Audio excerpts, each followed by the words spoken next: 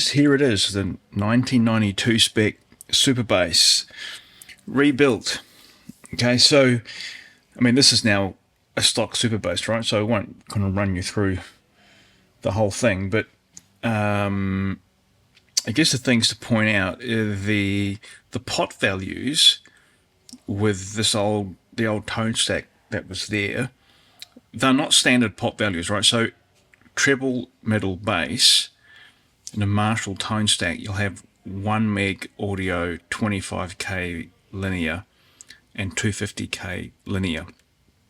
The way that this EQ was set up, I had to pull one of the pots out because whilst the bass pot was still 1 meg audio, the mid pot was 250k linear, and the treble pot was 1 meg audio, which is this one here. So I moved what was the mid pot, the 250k linear pot, became the treble pot.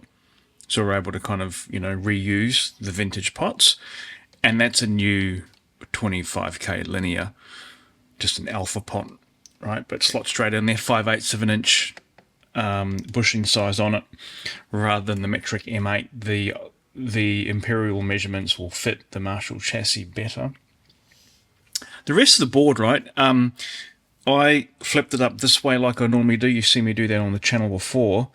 Worked under the board carefully and just stripped out all the stuff that I didn't need. So when you look at the super bass, it's a shared cathode, okay? So now we've got the one yellow wire and it's going across both cathodes, and it's just on this arrangement here. So what was stock in the amp with the 4K7 cathode and this bypass cap here, they're still on the board, but they're not connected to anything. Okay. Tone stack for a super bass. So 56k slope resistor and a 250 picofarad treble cap. Normally in a super lead or a lead spec, you'd have 500 picofarad here for the treble and 33k slope resistor. Okay, these are 22 nanofarad for the mid and bass.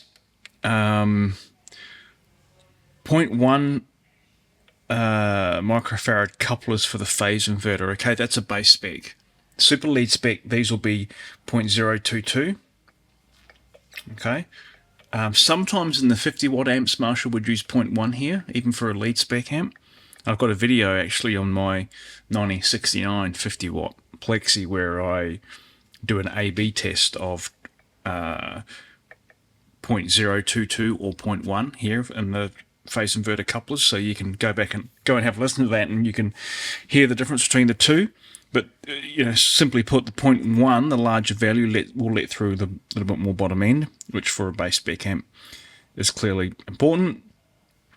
New bias caps here, and I cleaned up this arrangement here. There was obviously someone had replaced this 27k drop-in resistor for the bias supply, and it was tacked in from this turret straight across here to this diode here for the bias supply. And so while I had the board out, I cleaned all that up and replaced it.